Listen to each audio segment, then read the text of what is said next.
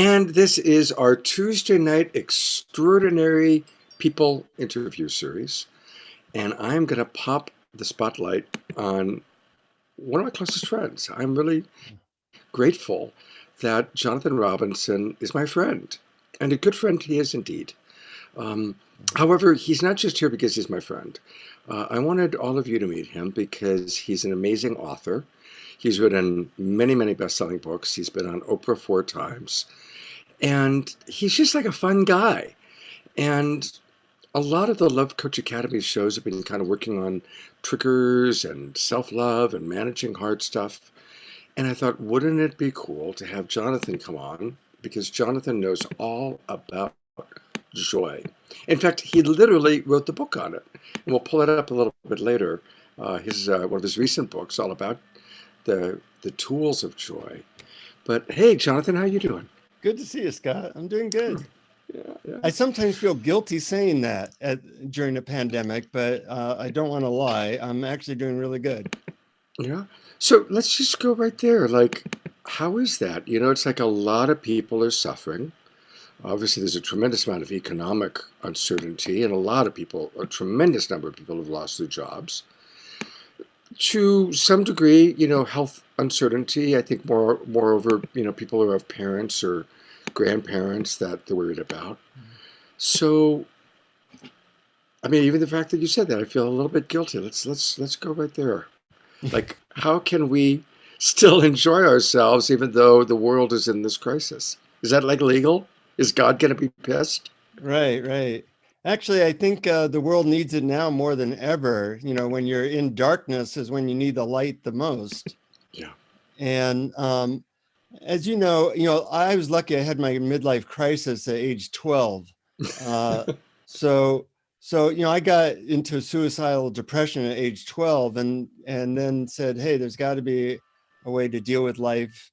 Self-help books, spirituality, working on myself for the last 50 years. 12. So that's really has helped. But life comes to us in moments. So just because we're in this movie called The Pandemic doesn't mean that you can't take a break from it every now and then and enjoy nature, or smooch your dog, or meditate, or do anything that helps you to feel better.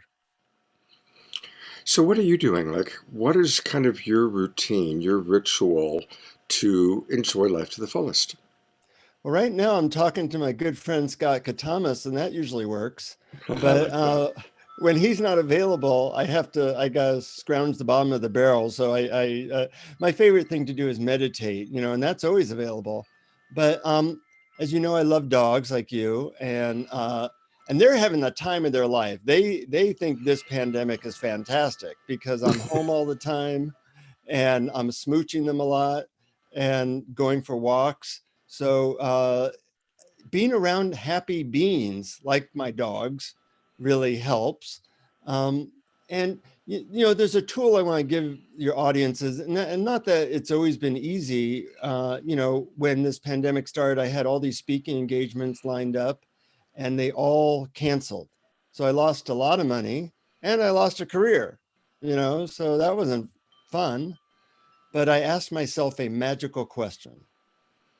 You're supposed to now say, what was that magical question? What was that magical question? Well, it's funny you should ask. What that magical question? First, I'm going to tell a 1 minute story, okay, and Okay, then I'll tell you the magical question. sounds good. Um, Once I was in Thailand, I saw this arrogant American guy go up to a little monk, and a voice accustomed to instant obedience. He says, "Monk, if you're so wise, teach me a lesson about heaven and hell." Well, the monk looks up at him and says, "Teach you about heaven and hell? I couldn't teach you anything. I mean, you're ugly, you're disgusting, you smell bad, you don't have a caring bone in your entire body. Just get out of my sight and stop wasting my time." Well, this infuriates the guy. He gets red in the face and he shakes with rage. He gets ready to punch the monk in the face. And right before he punches the monk says, "That's hell." Hmm. And he realized that this monk risked getting beaten up by teaching him this lesson about hell.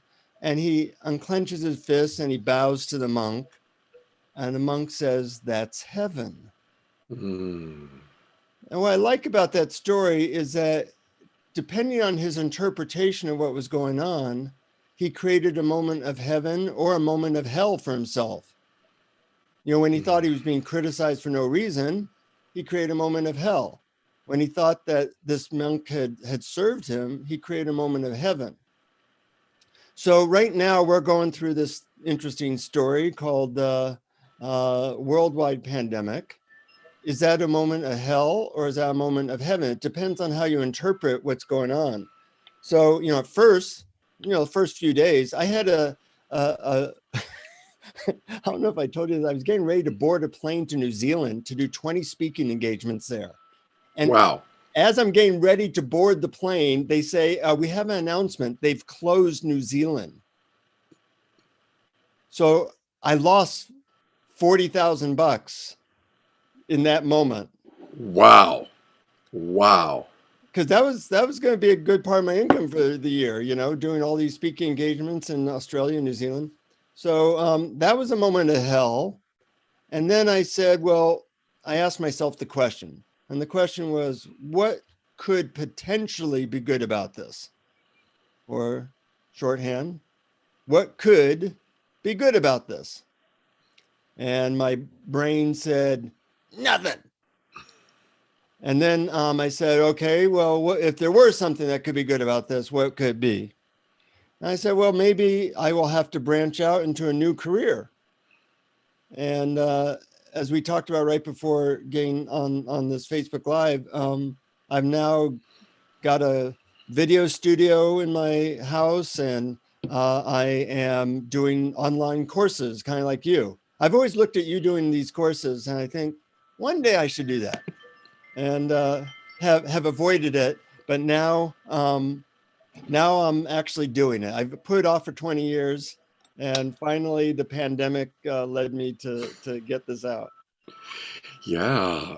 Well, first of all, I really appreciate knowing that you took a hit, and I think that that's important for people because if it was just all easy, but you took a big hit. Yeah. Also Yeah. grateful that you didn't get stranded in New Zealand. Imagine if it had been a day later you got to New Zealand and then you can't work, but you're stuck there. That would have been Yeah. something. You know, you can always ask that question.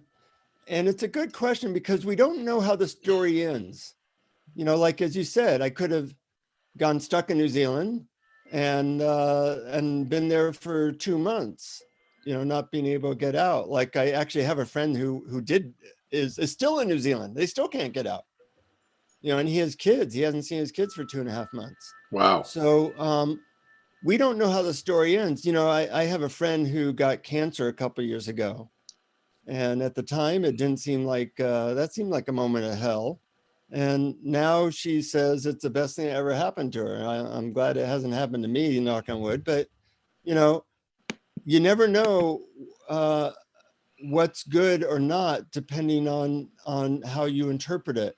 I sometimes share this that when I was a child, my stepfather used to beat me up. At the time, I thought this is not a good thing, and it wasn't.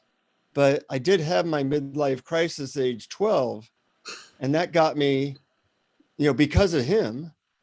So when people ask, gee, you know, how'd you get into this stuff so early? I say, well, I really owe it to my stepfather. And they say, wow, he must have been an amazing man. And I say, yeah, I'm really grateful to him. I don't usually tell him the story about how he put my head into a concrete wall and I lost 50% of my hearing because of it. But, you know, that's a small price to pay if it led me to being in a good place now. I just want to take a moment because you and I are pretty good friends. We've hung out Yeah. together closely. We've spent quality time together. And that's the first time I've ever heard you mention about your head being put into a wall by your stepfather. Yeah. And I mean, we've shared deep stuff. And I've heard about the challenges in your life, more contemporary. Hmm. But first, I'm having a moment of empathy.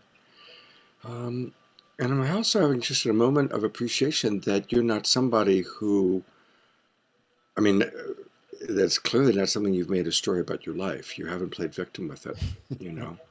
No, really, I actually feel grateful about it.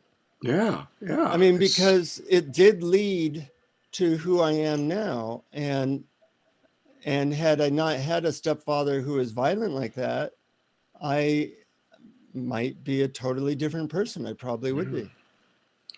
Yeah, I mean it's such a interesting one because it is true. Our moments of greatest challenge, when we look back at it, when we get further away from it, we go, man, that was so damn hard. And look at how I grew, you know? And I Yeah. guess, I don't run around talking about this all the time, but I was like this Emmy Award winning producer of educational television. Right. I'd never thrown a punch in my life. I'd never had trouble with the law. And something really big happened in my life. And I ended up in the prison system for 15 months. And I was no young guy. I was in my 40s. I'm Yeah. 64 now. And nobody thought Scott Thomas was going to go to prison, except for the prosecutor. He was very clear that that was going to happen. Right. And it was, I mean, it was brutal. It was just incredibly brutal Yeah. experience. And it absolutely shaped who I am today.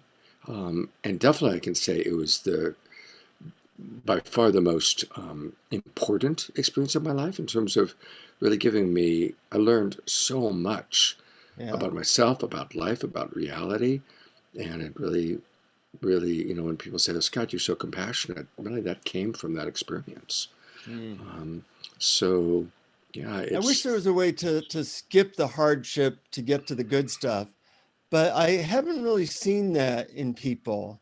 mm, I have this podcast in which awareness explores where I interview spiritual leaders, and I often ask them, whether it be Adyashanti or Byron Katie or whoever, how did you get to this place where you live in a constant state of love and peace?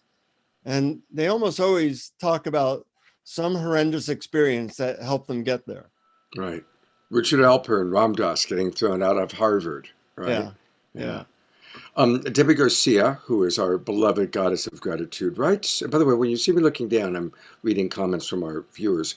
Okay. She writes, yeah, I love that. Gratitude for the hard stuff.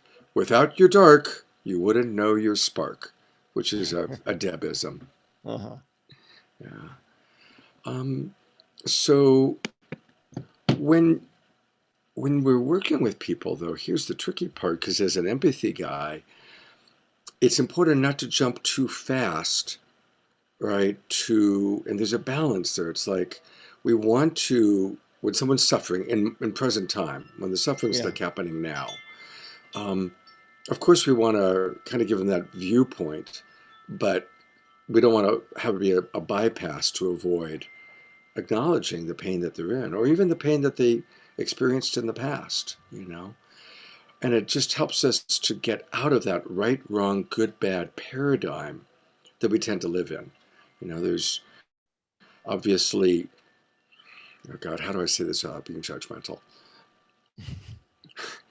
In my perspective, there are certain political leaders that have a very right, wrong. You're either with me or you're against me. You're either good or you're bad.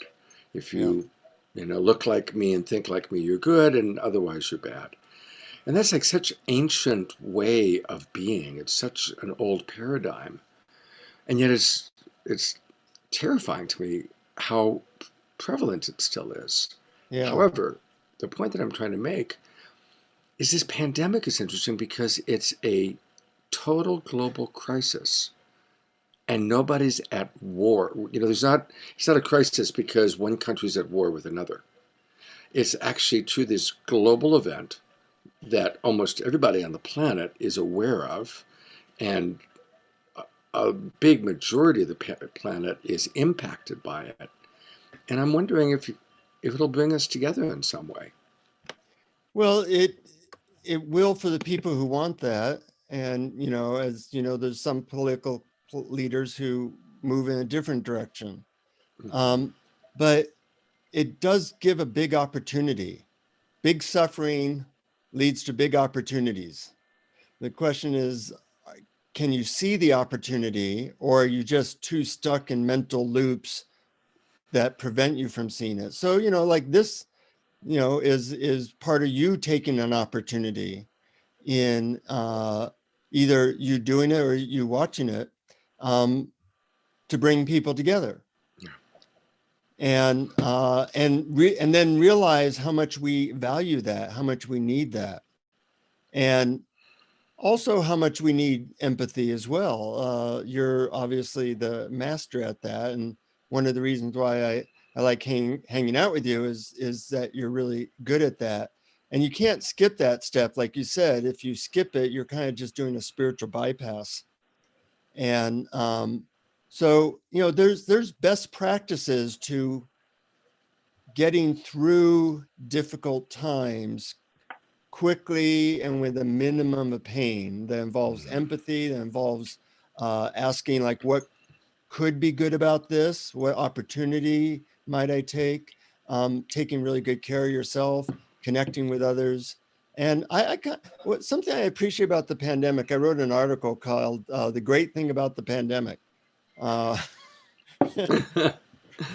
One of the things I said is, things weren't that great in the world before. And, species extinction, global warming, political situation. And, it's kind of like, I imagine a bunch of angels looking over at the earth and saying, okay, we got to reboot this thing. We got to shake them up and just see what pans out at the end. And so we're all getting that. And, when you're shaken, it doesn't feel good when you're shaken. But hopefully when the shaking's done, some of the parts that needed to fall off the tree will have fallen off the tree. Yeah. That's both globally and in you and me. Yeah. I think that I want to riff on that for a minute. And by the way, Paul McFarland, I love what you've written, and I'm going to respond to your question or present it to Jonathan in a moment. I do think it's a big, incredible global shakeup. And what I'm noticing is it's a return to simplicity. Mm-hmm. Right? Notice how simple our lives have become. I mean, we're pretty much home most of the time. We're not doing all this big traveling. We're, we're with pretty much the same people, whoever happens to live with us, and maybe a few neighbors close by. We're still able to connect, thank God, digitally, but there's a simplicity that's happening. We're simplifying. And of course, now the reports are beginning to come out how the air is the cleanest it's been in a really long time. There's a beginning of an environmental. It's like all the years of environmental protesting. The pandemic has actually created more positive things for the environment than anything else that's worked. Yeah. And it is almost like Mother Nature's like, okay, everybody out of the pool, time out, you know. And and again, definitely acknowledging the pain of people who've lost loved ones. 30% unemployment in certain areas, that's rough. Yeah. But there is a lot going on. And the last thing I want to say, and this is why Love Coach Academy is doing 2 or 3 webinars a day, free, online. Because so many people now are having to deal with their relationship to their self, their body, their immune system, Mm-hmm. their relationship to whoever they're living with, or for those people who are alone, then really a lot of relationship to self issues coming up. And people that are living with people, like if those relationships are fractured, what happens when there's pressure? The fracture grows greater, the Yeah. fissure grows greater. So a lot of people have been reaching out to me as a coach, and then now through our shows, that are like, oh my God, my husband and I are really going at it. Or, my kids are going crazy and I don't know how to manage them, let alone school them. And so we're just trying to provide as much relationship support as possible. And the last thing I'll say, and bring back to Jonathan, and in addition to our human relationships, our relationship to self is also a time to reevaluate our relationship to life. Mm-hmm. What am I doing with my life? Jonathan talked about the joy of meditation. And most people don't think of, I guess, meditators can imagine it as joyful. People that haven't experienced the joy of meditation maybe don't necessarily get the joy in that. So Yeah. those are some of my musings, and I'll turn it back over to you for your thoughts. Well, I agree with everything you say. And, I'm also getting a lot of couples and people calling me, a lot of them say, well, we've not been good for a couple of years, but this now made it really clear we need help, Right, right. and I think those types of shakeups are good because we can get lost in our patterns that we just get used to. Mm-hmm.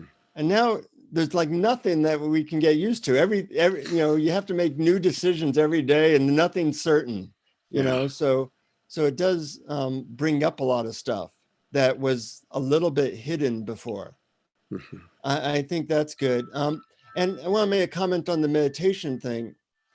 Um, with some people have extra time and they can explore stuff that they couldn't explore before, whether it be like your relationship with yourself or your creator or meditation. And I tell people, keep exploring until you find something that works for you.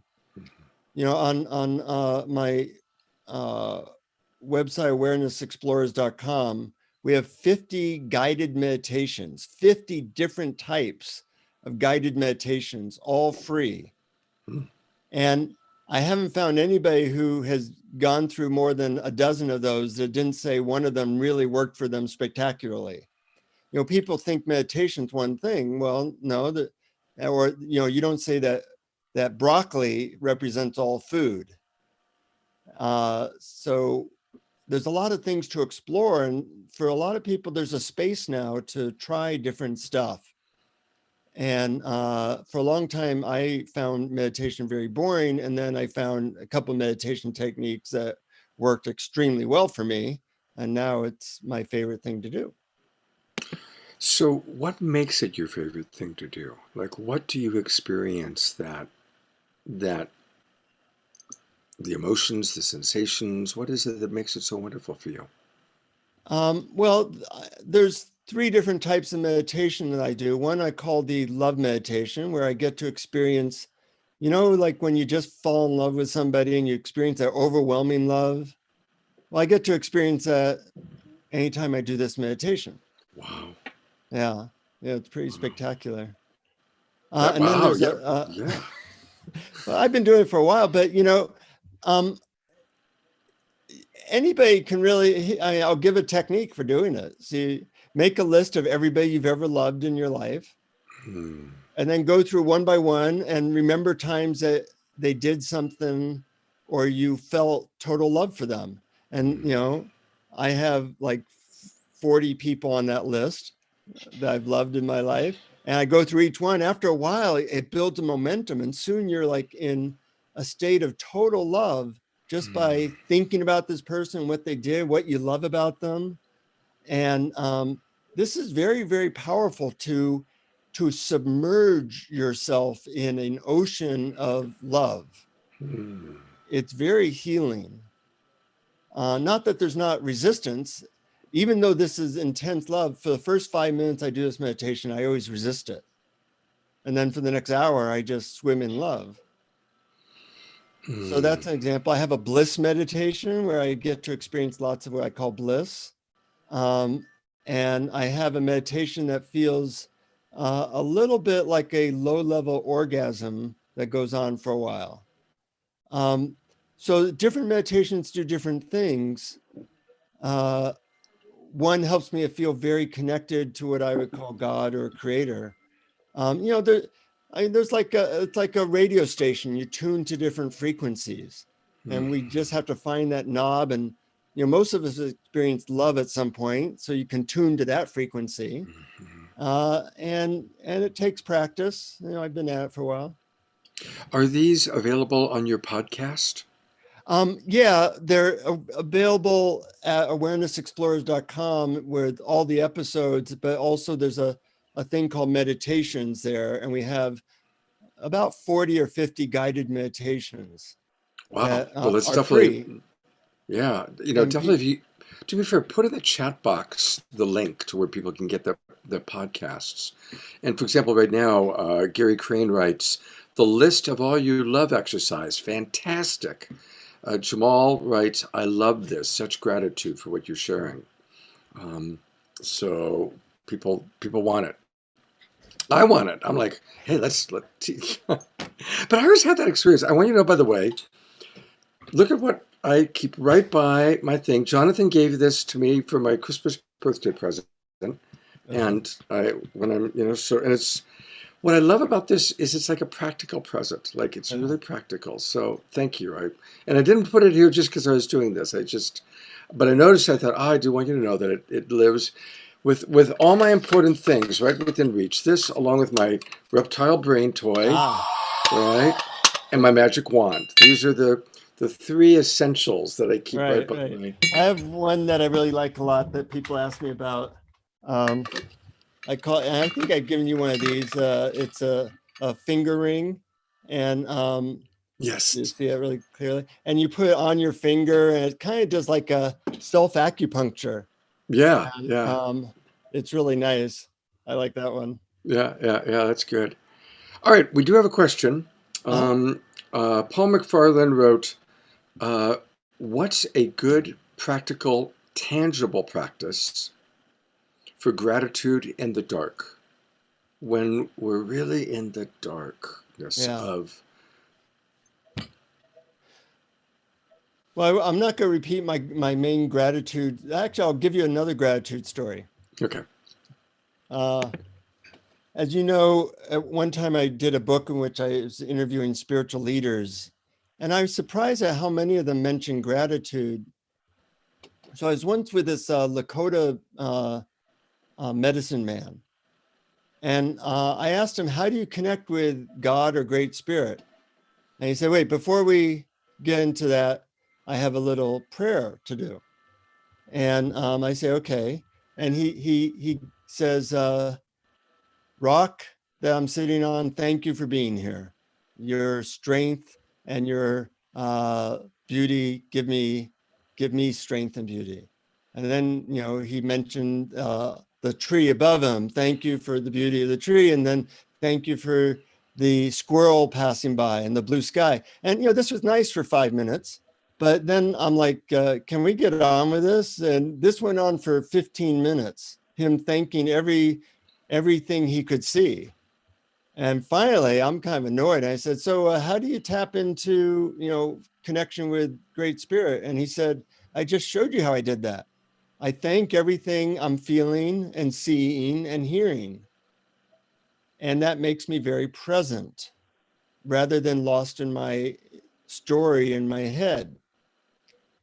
And so when things are dark, trying to get present with the actual sensations, the things you see, the things you hear. Like, what are 5 things I can hear right now? Mm.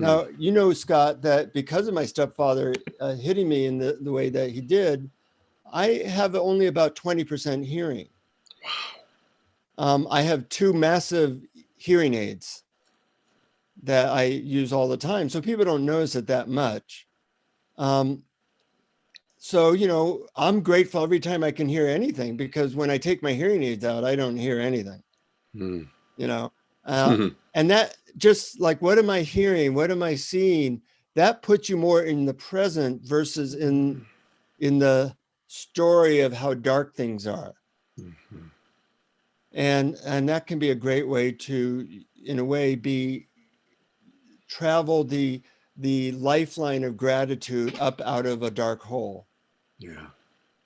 Beautiful. Beautiful. I didn't know that about your hearing down to 20% either. So I'm Yeah, learning. yeah. I mean, Well, it's amazing. you knew I had the hearing aids, I right? knew about the hearing aids, Yeah, yeah, but yeah, not quite the depth of it. yeah. They're So about $10,000 each. holy moly. Yeah. um, so I'm going to offer a piece for how to go out of the darkness, and it's um, we get in touch with whatever it is that we're in pain around. What's the deficiency, right? Usually we're in pain because there's some form of separation or disconnect going on in our life. So I'm just going to choose an example, but you could really take this practice and use it. By the way, a lot of people are writing brilliant and loving what you're sharing. Hmm. Um, so you take what you're missing. So let's just say you're missing a lover. You have a lover or a friend, somebody that was close to you, and they've either left or they've died. They're no longer in your life, and you're really missing them. So you notice where in your body does it hurt? Where does it hurt? Where's that?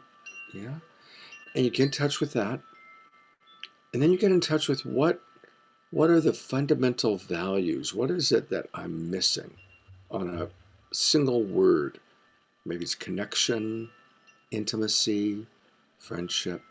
And you pick two or three universal human needs. It's a big part of what we do with Love Coach Academy and Marshall Rosenberg's teaching. And then you mourn. You really allow yourself to mourn. And mourning can come in many different ways. It could be crying, it could be pounding a pillow, it could be doing jumping jacks, it can be just whatever it takes. Imagine that you're purging, you're literally moving the energy. So usually I find the most effective mourning is sound and movement. Crying and moving, wailing, letting whatever comes out, doing, like I said, doing jumping jacks, sound and movement. You move it until you can feel wherever that contraction was in your body, maybe in your heart, maybe in your belly, you can feel an opening. There's more space because you've moved some of the energy. And then you really get in touch with that space.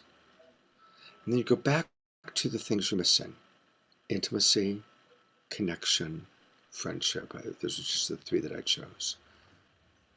And then you remember when you experienced intimacy with that person that you're missing. You remember when you experienced friendship with that person. And you remember when you experienced the depth of connection. And as you're remembering it, you like really choose specific memories and you fill that empty space with the memory of what you experienced that you're now missing. And what happens is it creates what I call a bitter-sweet cocktail. It's bitter because you're missing the person. We don't spiritually bypass that. But it's also sweet because you're remembering why you missed them. You're remembering the beauty. And then what happens is we do drop into the gratitude of, he or she may be gone now. And I'm so grateful for those moments shared. And then you always have a choice where we want to put the attention. Do you want to put the attention more on the missing and the deficiency? And that's okay. There's nothing wrong with that. It's usually uncomfortable. Or do you want to then put the attention on remembering the beautiful experiences that you're missing? And frankly, I do this a lot with my wife. She died 8.5 years ago. I mean, that's been quite a while now since she died. And I still do that. And it keeps a bittersweet memory of her alive in my heart and in my being. So anyway, that was a practice for when we're in the dark time. That's beautiful, There's some Scott. court. I love that, and I love how deep a practice that is. And it's important to know that being joyous does not mean that you don't experience difficult things. It's really what you do with them, and that's a great practice for dealing with really deep stuff. Hmm. Debbie Garcia, we've got a few comments here. Gary Crane writes, a gratitude exercise I do every night when I lay down to go to sleep. For many years now, I just mentally think of at least 10 things I did, said, or saw, or that happened to me that made me happy, for which I'm grateful. So I always fall asleep in a state of gratitude. Some nights I even remember 15 or 20. So thank you, Gary. That's beautiful. Debbie Garcia is loving what we're sharing here. Susan May, hi Susan, says, so grateful for your wise wisdom. And Debbie Garcia mentions that her best friend passed away 4 years ago today, and that she's missing his laughter and also grateful for the memories. And Debbie, if you want to come join us in the Zoom room, I'd love to have you come join us for a few minutes. You know what the link is. Um, and last one here is Diane. Oh, two more. Diane writes, I just finished doing this, and then I heard you say it. So that's a nice little synchronicity. Uh-huh. And Jamal writes, I really needed this. Thank you for sharing, Jonathan and Scott. I love and appreciate you guys. Hmm. Thank you. That's beautiful. I want to say a very brief story. Many years ago, when I interviewed the Dalai Lama, um, I asked him, does he ever feel uh, guilty or bad about anything he's done? 'Cause at the time, I was struggling with my inner critic. And he shared a story of how he had once said something to someone, and they had interpreted it in a way that they ended up killing themselves, Whoa. committing suicide, and that he felt like he should have said it in a different way that wouldn't have led to that. And I said, so how did you overcome that feeling of guilt and feeling sad about that? And he said, I never overcame that. He said, I hold that dear in my heart because that helped me to connect with some of the difficulties and the guilt that other people feel. That you said that's part of the human experience. And that the idea is not to erase these things, it's to expand your heart to a point where it's all allowed and Hmm. it's all part of being human. And Yeah. that answer affected me. Yeah, that's beautiful. I'm really appreciating you saying that. And it's so not going into some practice. And what I like about that is often when we have pain, personal pain like that, we want to get rid of it, Mm-hmm. right? We're going to do whatever it takes to get rid of it. Go all the way to see John of God, go do, climb a mountain backwards through the Yeah. snow, whatever it is, just to get rid of that pain. And what I'm interpreting that story to mean is that he integrated it into the Yeah. fabric of his being. Right. Yeah. Yeah. And when people come to me, I often suggest that they allow it to be there just as it is for now. And that kind of is like a like roto-rooter that allows the stuck energy to start to move, because normally we're resisting or we're doing whatever, and allowing something to be there, even welcoming it, is usually what starts some movement to happen. Beautiful. Beautiful. And I see that Debbie G came in, and we'll introduce her in a second. Hey, Yeah. Debbie G, there you are. Debbie G, Goddess of Gratitude.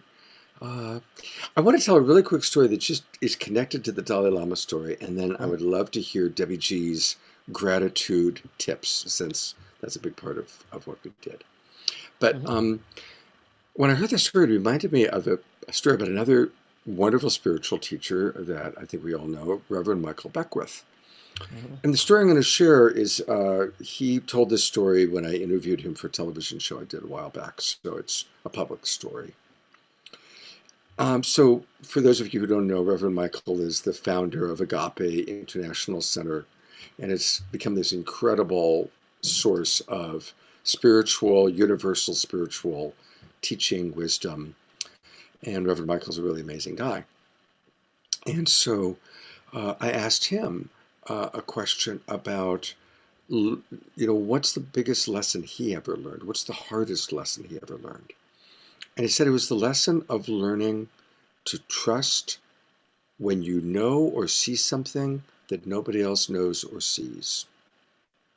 And then the story is that it was in the early days of his organization, and they had almost no money at all. And that, by the way, that's when I met him. I first went to Agape when we were sitting on metal folding chairs in the basement of the Santa Monica Miramar Hotel. That's where it began, and I knew him back then. So it was around those times, and times were very lean. They didn't have much money, and somebody had donated a car, an old Cadillac, but it wasn't running. And they figured out what part it needed.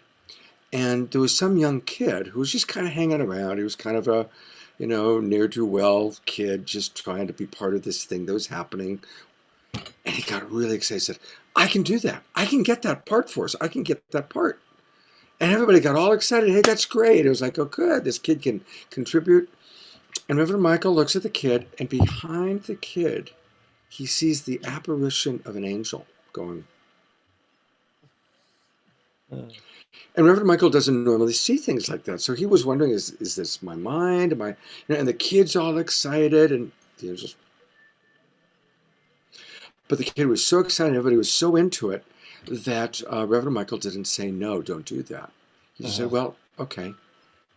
Well, the next day, they discovered that that kid was shot and killed, breaking into an auto parts, one of those big, fenced off areas, trying to break into a thing. And so it's very similar to that Dalai Lama story. It's like that recognition that, wow, I could have made a different action that may have saved a life.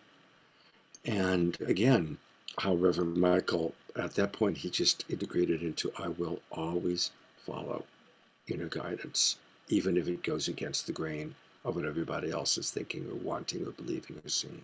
Mm-hmm. Yeah. And so just to weave it back and then bring it to Debbie, there it is. It's like when we do have those dark, hard things, absolutely do meditation, do gratitude, but also recognize that the pain that we carry, the lessons learned, is a permanent part of our fabric, and not to necessarily be too eager to get rid of it, but learn how to integrate it, because it's a part of us. And with that, I'm going to put the spotlight on Debbie G, Debbie Gratitude, to hear your thoughts about joy in this time of pandemic. Hi, everybody. Oh my gosh, I'm really excited to be here. Hi, Scott. I'm always excited to come on with Scott. And Jonathan, first time I think I've been on with you. Nice to meet you. You too. I've been enjoying this tremendously. And thank you both for providing such unique perspectives on how that we deal with different things that come up. Uh, I love what you were sharing about tapping into our intuition and why do we go with our gut. And one of the things that was coming to me as you were talking about that was, when we go against our own internal guidance system, sometimes we end up with things that we might perceive as dark. Like getting involved with that guy that probably I know I'm getting the red flags I should not be dating right now. Okay. I've had this happen and I go against my gut and then I wind up in this relationship that doesn't it is still for my best and highest good because it's teaching me something along the way about boundaries or whatever. But when I go against my gut, it may not be the type of experience I'm hoping for. And so going for our gut or going with our gut is such a huge thing. And the times that I don't, it's betrayal to myself and against my own boundaries. And I'm also not practicing my Love Coach Academy tools at all if I'm doing that, you know. But today, actually, I want to take a skip over here to talk about somebody named Bob Miller. A few years ago, I met this gentleman, and he was the Practice Gratitude Success uh, guru, I'll call him. I'm going to call him a guru, even though I don't believe in gurus. I'm still going to do that just because I'm honoring him today. But he was somebody who had belief in me, no matter what. He always lifted me up, and I was in lots of dark spaces at that time. And he really taught me how to look for the silver lining and those things that I wasn't seeing as being anything but icky. But it really had to do with the shift in my perspective. It was within my choice, and they were all my choices. And it took taking 100% accountability for my own life. But he really showed me all of these things. And I just want to say it's today was 4 years ago he passed away and left us. And he was doing videos before it was even a thing. before it was a thing. He was doing it like on Google Hangouts. And as I sat down, and Scott said, "Hey, come over and get on," I sit down and, oh, you can't see it. Shoot, it says gratitude. As soon as I sat down, that was the top card. So today, apparently, the big message is about gratitude, and I just want to share a couple of things for you naysayers out there. And the gratitude myth busting. If you continually express gratitude, it won't mean anything. Now, that's a load of malarkey in my book. Gratitude has no boundaries, and your first sign of gratitude is as effective as the next. So as long as you're being genuine with your gracious nature, the more, the better. So keep doing it. Showing gratitude means you're weak. And has anybody ever felt that before? If you've been brought up and you just like, you're showing a sign of weakness, I don't, and think about that. Another myth, and it's just not true. There is no correlation between showing thanks and being weak. In fact, the opposite is true. If you choose to express gratitude, then you are gaining internal strength and so much more. So, myths are busted. Thank you, Debbie G. Thank you, thank you. Jonathan and I share many things, and one is that we are both dog lovers, and so this is one of my two beautiful dogs, and Debbie G has two dogs as well, and Jonathan has two dogs. We all have two dogs, and they are our amazing teachers of love and wisdom. And Jonathan has, being the brilliant man that he is, wrote a book called Conversations with Dog. And Jonathan, I would love for you to share a little bit about the book and maybe specifically what your dogs have taught you about joy. Yeah, the book, obviously it's a novel, but I noticed that my dogs are very happy, and that in a way, Debbie mentioned that she's not following a guru, but our dogs can be kind of like the modern day gurus, because who is a better example of unconditional love and play? Dogs are the best at that. And so I imagine that my dog in the book, it has a whole plot and it's fun, but the master can hear his dog's thoughts in his head, and they have conversations where they're each trying to, understand each other's world. And he realizes that this dog he has is really his guru and therapist, and trying to teach him about love and play and enjoying life. And it's, a heartwarming story. And a lot of people have really enjoyed the book because we love dogs, for the people who do. And sometimes I just look at my dog and I imagine what she's thinking, and it helps put me in the present, because dogs are always in the present. Mm-hmm. And one of my dogs wouldn't exist unless it was you, Scott. You basically, Bailey sings your praises every day. My dog Bailey, because my two dogs now get along great, and you mentioned, hey, you should get a second dog for your dog Sophie, and they're having a wonderful time. Yeah, it was cool because I went to visit Jonathan. He has a beautiful home in Nevada City, and I brought my two dogs with me.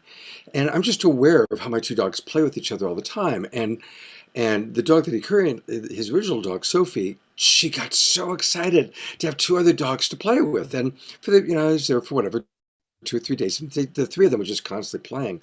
And I really realized, well, yeah, Sophie, they're pack animals. She wants to have another buddy, So Yeah.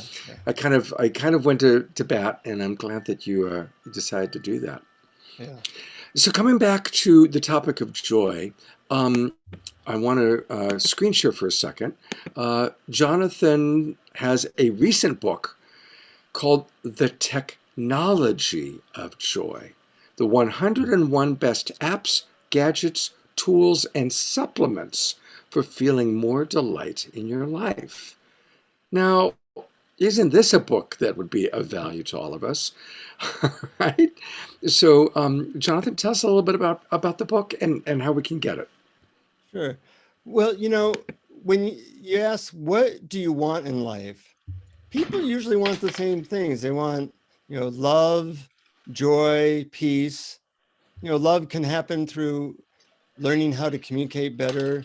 But how do you get more joy? Well, ends up there are simple ways to get more joy. It might be a supplement, it might be a gadget. Scott was mentioning the gadget I gave him for Christmas. That really, I became like a investigator or a scientist. What brings me joy? One of the things that brings me joy is my dog, so I spend time with them. But there's a lot of little things that most people don't know about that you can literally buy for $2 or something like that. I'll get one of them here. You've probably seen one of these. These are head tinglers. And, doing this to my wife or doing it to each other, it's a pretty incredible feeling. And that costs $1.95 at Amazon. We do that. There you go. You get yours as well. We do that often. So if you know that joy is what you want in life and you become focused, I often ask people what brings them joy because maybe I'm missing out on something. I want to make sure I know all the best ways to get there. And the book, of course, it's available on Amazon. I give my reviews of the 101 best methods, best things you can get that stimulate joy. And all you need is 2 or 3. And if they work for you, you have a friend for life. I'm pretty sure you gave me this head tingler. Probably. Actually, I think so. Yeah, I think I got that from you. So, the head tingler that I got from Jonathan, my little rubber mallet. This guy's like the king of toys. Well, Speaking of which, one thing that brings me joy is giving gifts to people. Yeah. That's I don't tell Scott this, Scott. Oh, okay. But the head tingler and the little hammer thing, probably between them they cost $10. And think of brought a deeper connection between us. You like it, I like it. That's a pretty good use of $10 to bring that much joy.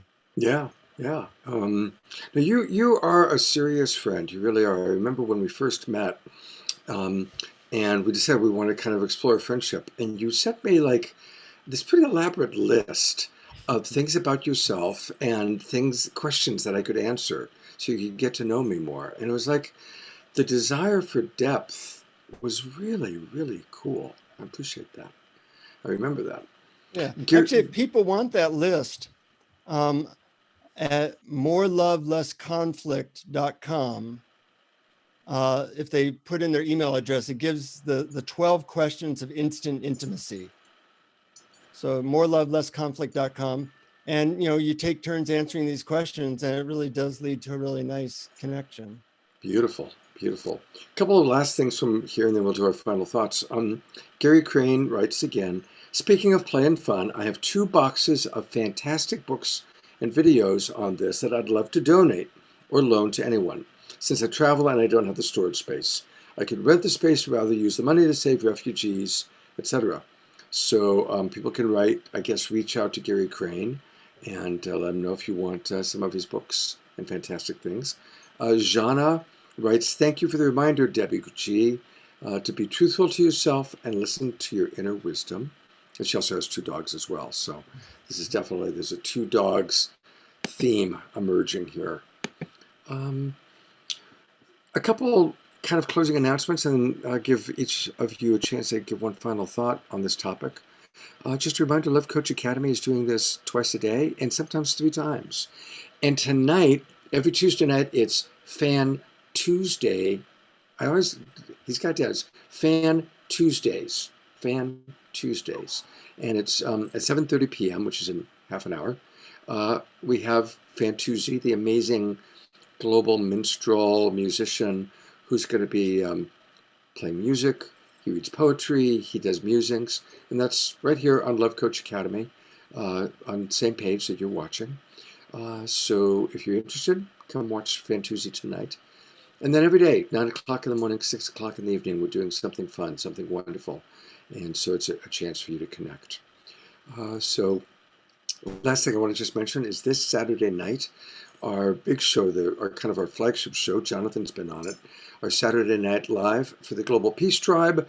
We've got Marianne Williamson, and Andrew Harvey and Lori Grace, all talking about sacred activism, and some amazing musicians, Louisa Stowe, Human, and it's just this beautiful, wonderful, inspirational variety show. So I really want to encourage everybody to come check it out, and it's something I'm quite proud of. All right, final tips for gratitude and joy in this time of pandemic. Debbie G, what's your final thought for the night? I think I'll go with door number A. Joy is gratitude's belly button. Woohoo! I like that choice. Thank you. A little dose of silly there. Jonathan, what's your final thought? Well, I like this term sympathetic joy, which means being able to celebrate the joy in other beings. So when my dogs are playing, I just totally get into how much fun they're having, and soon just watching them. And you could do that with dogs, with kids, with anybody having a joyful moment. If you can't beat them, join them, and that's a way that you can have more joy in your life. Beautiful. Diane writes that she makes about 40 loaves of bread a week and gives them away. Wow. And that brings all sorts of joy to her to give away. And that's a wonderful thing. As Marshall Rosenberg taught us, the greatest joy in life is contributing to the well-being of others. And so I want to say that two things come up for me, joy. These are roses from off my rose bush, and they are bringing me so much joy that it's that time of year. And the joy of friendship. And Jonathan and Debbie, you two of my closest friends in the world. It's kind of fun to bring you both together on the show at the same time. Yeah, it's nice seeing you, Debbie. Nice meeting you. She makes a lot of wonderful things happen for a lot of people. She's pretty special. And thank you, everybody, for watching. Also, those of you watching the video replay, actually, most of the people that watch my shows watch the video recording. So thank you, but also thank you to all the people who were watching us live as well. Let's all bring more joy into our lives. And Fantuzzi will be here in a half an hour to bring more joy as well. Jonathan, thank you so much. My pleasure, Debbie, love